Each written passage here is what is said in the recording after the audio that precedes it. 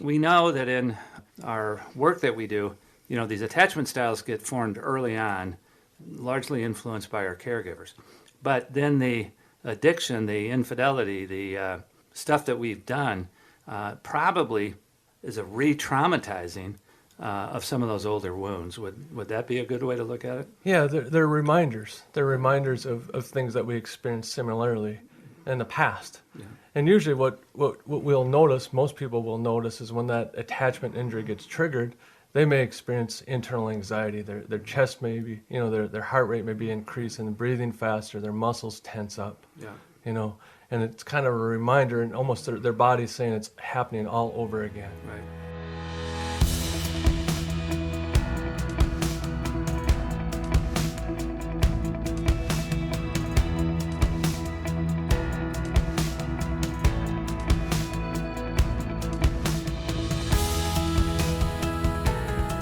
Welcome to the Faithful and True podcast. Today we're going to bring to you part 2 of a series that we started last week on attachment styles, featuring Dr. Mark Laaser as our host and Jim Farm, the clinical director at Faithful and True. We hope that this series is going to be beneficial and meaningful to you. And with that, we bring you part 2 of attachment styles. Last week we started a series.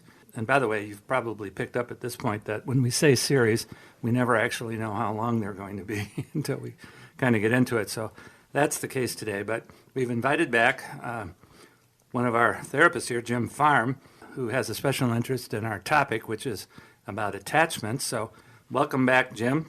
Yeah, thank you, Mark. I'm glad to be here. Now, how many thousands of emails have you received this past week? None that I've seen so far. None that you've seen so far. Randy's. I'm trying to guard you a little bit. They come through me. Although we've already had several likes that have come in on last week's show, so that's a good sign. Yeah, excellent. And I've heard about it from some people in group that they've really enjoyed it. So let's review a little bit first of all, because I was kind of joking a little bit there about the linear way people listen, because I think people kind of jump around, or they just happen to hear one and they haven't heard the previous week. So when we talk about attachments, there are 4 attachment styles. Can you give us a quick review of what those 4 are? Yes, I will, for sure. Okay. So when we're talking about attachment, we're talking about our relationship with our caregivers, for one, when we're young. So it's those closest relationships. Mm-hmm. So the one that we want to talk about first is what we call secure attachment. Mm-hmm. So in secure attachment is when a child has a positive sense of self in relationship and a positive sense of other. So in other words, they feel worthy to get their needs met, and they feel capable of getting those needs met. Mm-hmm. And on the other end of things, they believe their caregiver is not only accessible but responsive to their needs. Mm-hmm. The other 3 forms of attachment style are what we call insecure attachment.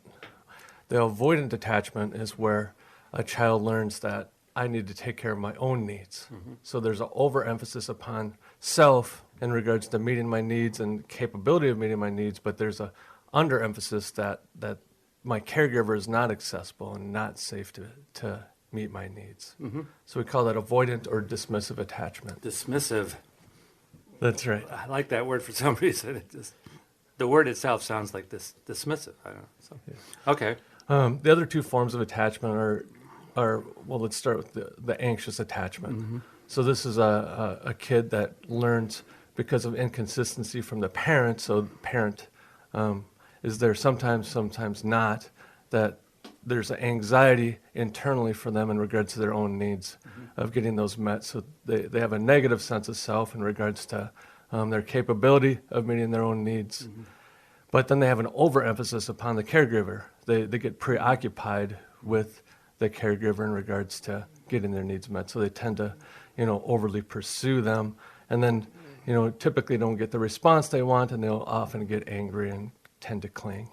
Isn't it possible that in the anxious attachment, it's also because the parent is one of those helicopter parents who is trying at every point to control the life of the child? That's very much true. Yeah. That's very much true. So the child gets anxious because they get overly focused on the parent's needs. Yeah, the dad brings the the son out to the garage and they're going to work on a project, and he says, "Here, screw this in," and the son is kind of, fidgety with it, and the father grabs the screwdriver and does it for him. I mean, those kinds of things. That's right.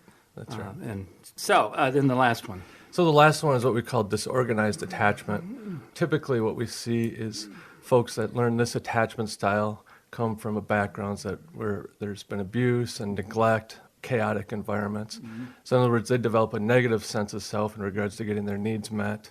And not only that, but they develop a negative sense of the other person in regards to their willingness and capability of meeting their needs. The lack of trust.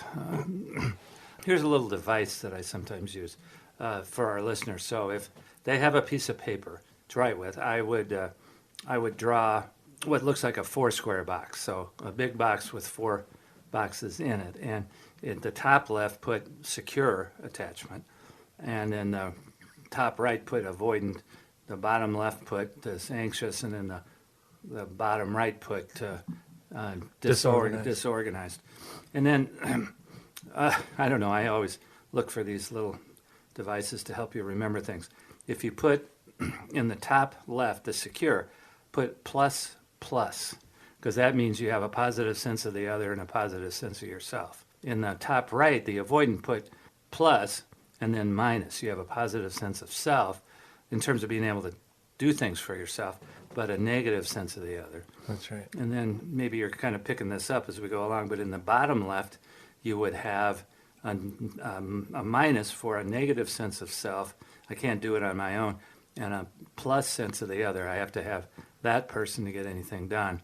And then in the worst one, I think, the bottom right, the disorganized attachment, put a minus, because you don't trust yourself, you don't like yourself, and then you don't trust others that way. So that's right. Does that make any sense? Yeah. It does make sense. And another way to think about it is just, paying attention to the thoughts that we're having when we're interacting. Do our thoughts, gravitate towards the other person in a negative way, negative towards ourselves, and it'll give us a good indication of, our attachment style. That's right. And that's kind of what we work with a lot with people in our iceberg model, to kind of examine the core beliefs that they carry around with them. And some of these attachment styles inform the most basic of their core beliefs.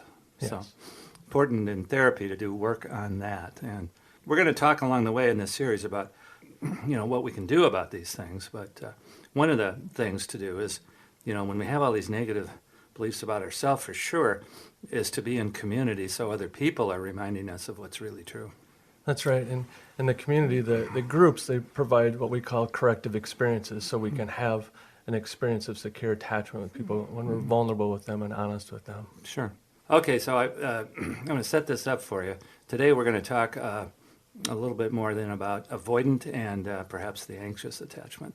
And so the other night in group, I had a guy come in and said that when he was checking in, that he just had a session with you, and he now knows that he is an avoidant attachment, and that his wife is an anxious attachment. So, which is not an uncommon combination around here with the addict population. So, can you say a little bit now about maybe what you'll be trying to set up with them, or how you identified that for them, and where you plan kind of to go from here with that with this couple? Yeah. So the key part, in regards to changing is first we have to become aware. Be aware of what have we learned so far. Right. If we don't have the awareness, it's really hard to change or to move into a more secure type of attachment. Mm-hmm. So one of the things we start to recognize is, usually when I communicate to couples, is oftentimes we'll move into our negative interaction pattern or our negative attachment style based on how we answer the question, is my spouse safe and or accessible to me? If I answer the question with no or I'm not sure, regardless of what the issue is, typically the next thing that'll happen is I'll be triggered into my old attachment style, and I'll start to interact in such a way that I learned earlier. Okay. And so that's typically kind of how we start to become aware of, what is our pattern in terms of attachment. Now, I would just say, by way of caution, it's probably not good to diagnose your spouse.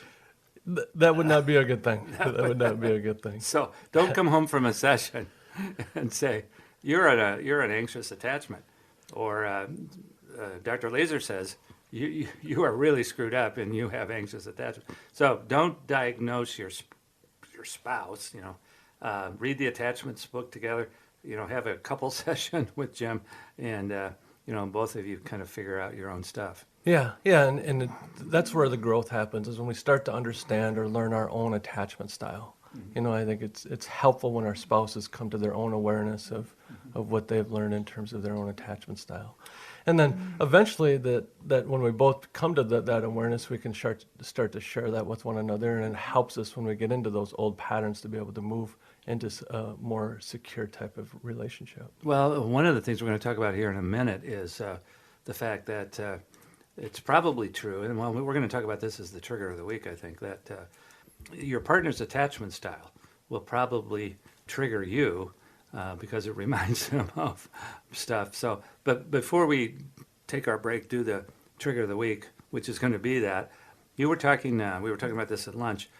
Where does this come from? You were talking about attachment wounds, I think, or? Yeah, attachment injuries. We call them attachment injuries. So basically what that means is any event or experience or situation that would have impacted our sense of safety or security in a relationship, be it with our parent when we were growing up, or even in our adult relationships, in our marriages. Sometimes they could be things that we might from the outside say, well, that's a big thing, and it may even be something as small, that's a little bit smaller.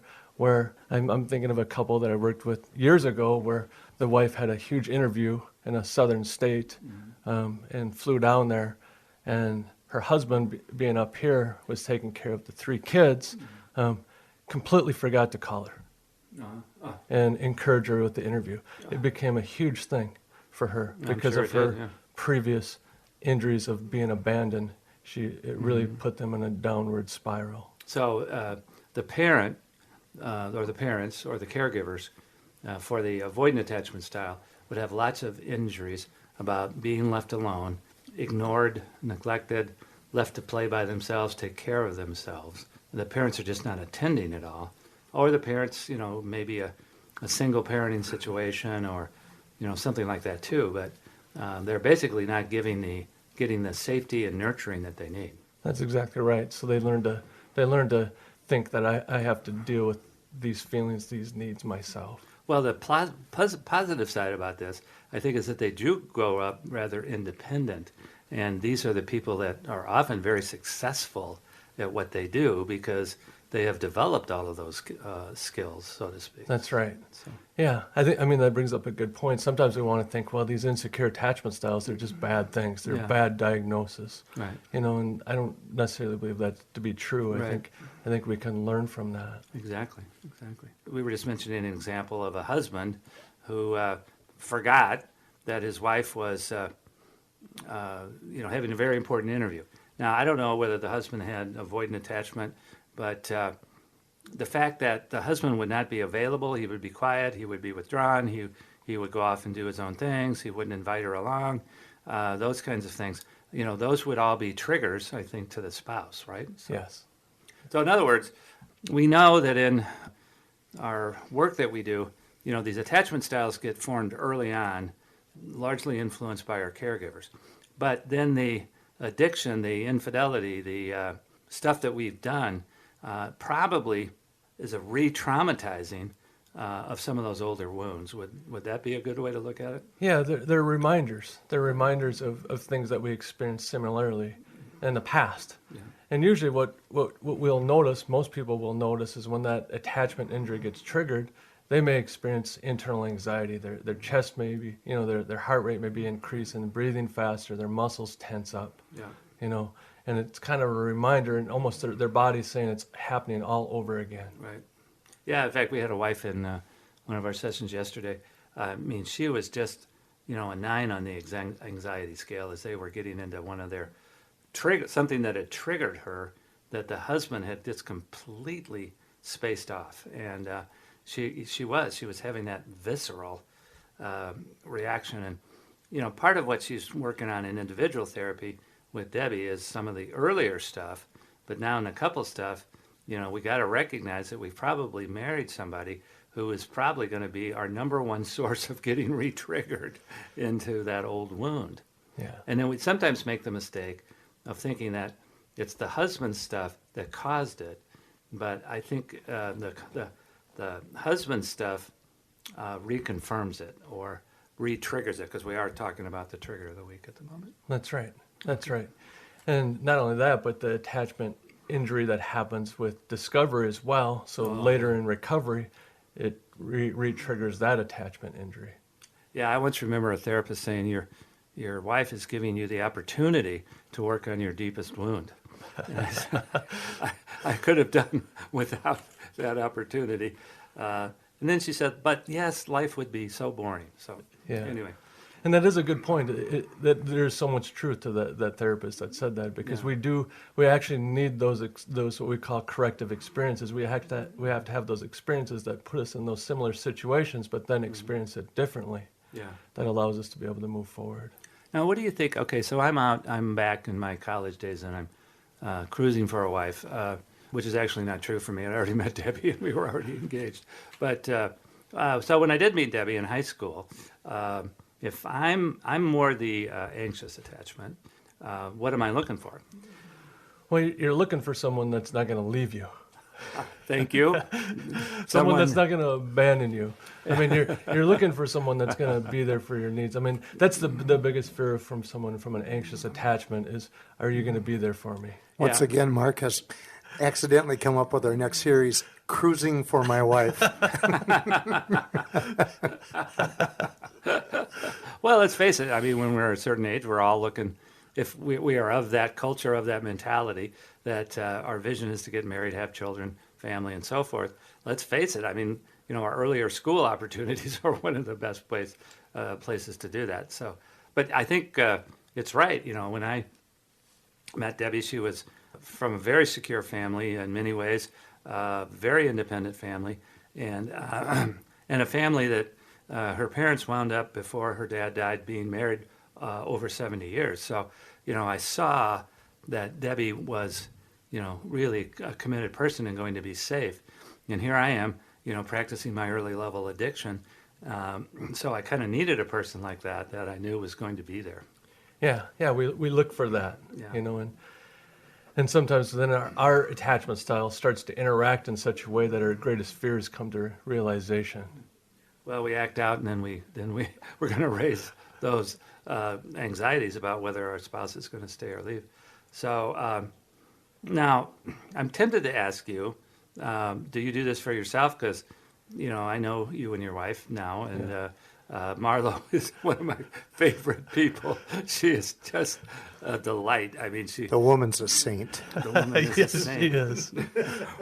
I will never forget the banana trip where we were in bad neighborhoods in Nashville looking for bananas, and she would go into any run-down liquor store looking, or convenience store looking for bananas. But anyway. Yeah. She, Sharon Hart May out of San Diego. She calls Marlo the pioneer woman. Oh yeah, right.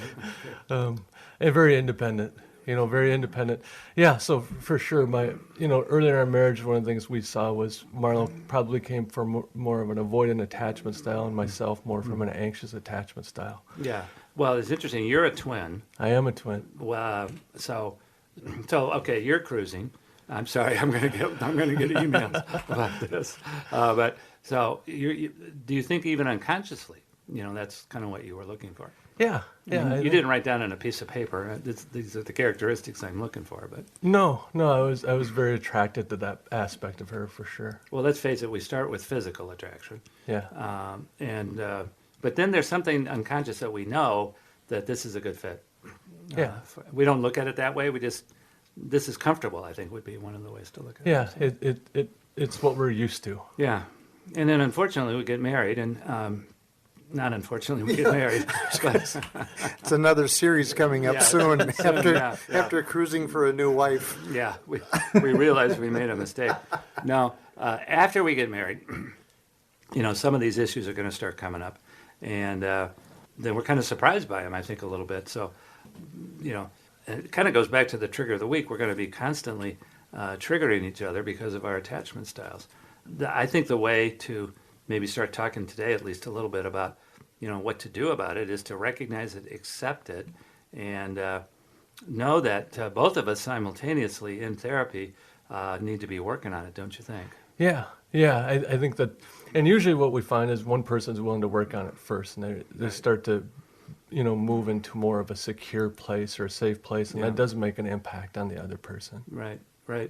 Well, generally, don't you think it's the addict comes in, he's been doing all this crazy stuff, he's the identified problem, identified patient, so it's in all likelihood, if in fact he is broken and humble, which we'd like them to be, he's going to be working on this kind of first, and the wife is maybe hanging back a little bit, so it may take her a little bit longer, but if she's willing to engage in her own therapy and groups, she's going to get after this eventually. Yeah, and I think the main reason that wives maybe are lagging a little bit behind in recovery is because they're answering that key question, is my spouse safe and or accessible? Right. And they're not answering that with a yes until later, Right. until some sobriety's been achieved. Well, I've got some wives that are just tearing out their hair that their husband never shows any emotion, doesn't initiate, doesn't connect, withdraws. We just had a situation like that this week with one of our couples where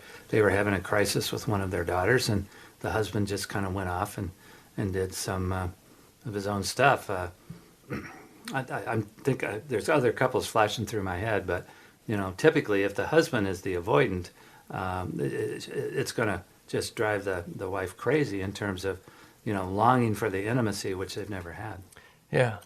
So the withdrawal pattern, or the stonewalling, if you go with Gottman's language, usually produces in the wife this anxiety, and then she might come off to him as being demanding or critical, and that's where the pattern starts then. That's right, and then they're both blaming each other. And Debbie and I just got done with a series about how to build trust, and you were raising the specter of our couples guru, John Gottman, who talked about the four horsemen of the marriage, or the apocalypse, really. That one of the things that is totally destructive of a marriage is that stonewalling, where the husband is just we're assuming he's the avoidant attachment now, is not going to connect. He just doesn't know how to get in touch with his feelings. Yeah. In fact, I think it's 30 years of research now that it's the number one cause of divorce and separation is avoidance or stonewalling. Mm-hmm. And so I actually prefer to see couples come into the office that have a little bit of conflict going on rather than where someone's in complete avoidance. Well, that's true. And some couples go through life, just kind of superficially, allowing this to be the case. The wife, super manages everything, and maybe has her own thing that she does, and the husband, goes off to work and does his things, goes hunting. That's another one. Goes fishing, sits in front of the TV for hours or whatever, and they could exist like that for 50, 60, 70 years. So you're the husband now. What do you do? What would you think about doing if he's our first guy in here? What would some of your recommendations for him be? Yeah, so keeping in mind avoidant attachment usually has a tendency to withdraw, right? To avoid. Key thing is usually what I hear from guys is, gosh, when she brings something up, I immediately almost shut down. I get anxious. I get stressed, and I don't even know what to say or know how to respond. Right. And so one of the first things I do is just have them start to tune into what's going on internally and be able to express that. Yeah. Now that could be in a one-on-one, but obviously one of the things we do here is have the men come to our 3-day workshop where they're in a small group and guys are starting to get in touch with their feelings, and then eventually we'll hopefully get them into one of our counseling groups, either face-to-face here or Skype groups that you're doing now, that kind of thing. And then that's where I've always said I practice getting out of this avoidant place with other men because I'm not so afraid of losing them as I would be the one that I love the most, my wife, in other words. Yeah. And that you're exactly right. It provides, the groups provide a safe place for guys to start actually, we call it, in my groups, we start practicing these skills we want to generalize into our relationships outside of the group. Yeah. So in the meantime, what would you say to the wife who is frustrated for years that her husband has just never been available emotionally? Yeah. Well, I think the first thing that comes to my mind is patience. Yeah, that is one of our most feared words around here. In our men's groups, we have a bowl, and they have to contribute $1 to the bowl if they use a swear word or use inappropriate humor. And so I think more money has been contributed to that bowl when the word patience comes up. Yeah. We've built a new wing onto the office from that bowl. That's not what we use the money for. Oh, okay. I'm Just sorry. make sure our listeners know. That was a joke. Sorry. Yes, I know. So anyway, yeah. But I think if you think of it from, if we're aware of what's going on for the guy in terms of the avoidance, is he's in this spot in his brain in which he's more about surviving this moment than trying to, work through things. And it's not necessarily intentional. It almost happens within a quarter of a second. Right. And so he does need a little bit of time and space to be able to, respond and validate the wife's emotions. Right. And so early in recovery, I think, as he's starting to learn some of these skills, I think patience is key. Yeah. Yeah. Well, I think for both the husband and the wife, in the process, in the journey, the average couple comes in here and would like us to kind of fix things in a relatively short amount of time. But this ability, particularly for the husband, I think, or the avoidant, let's say, to get in touch with feelings may take a long time. Yeah, it does. Is there anything for today you'd say in summary? Now, you're a pastor like I am, so I'm inviting you to preach for 30 seconds. Yeah.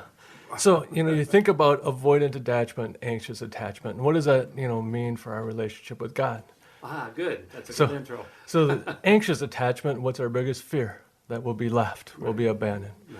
What does God promise us? That he will never forsake us and he will never leave us. Right. And the avoidant attachment, biggest fear, right, is rejection. Right. This is not safe. Being abandoned, being all alone, being out there in the wilderness with nobody. Yeah. That's right.